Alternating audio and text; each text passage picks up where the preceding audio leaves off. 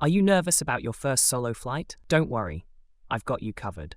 In this quick YouTube Shorts video, I'm sharing 10 must-know travel tips to make your trip smooth, stress-free, and hassle-free. From airport security hacks to packing smart and avoiding common first-time flyer mistakes, these travel tips will help you fly with confidence. Tip number 10 is a game changer. Don't miss it. 1. Book early. Choose a window seat for comfort or an aisle seat for quick access. 2. Check airline baggage rules. Avoid surprise fees at check-in. 3. Arrive 2 to 3 hours early. Security lines can be long. 4. Have your travel documents ready. Passport, boarding pass, keep them handy. 5. Pack smart. Travel pillow, headphones and snacks equals a comfy flight. 6. Security check tip. Wear slip-on shoes and keep liquids under 3.4 arts.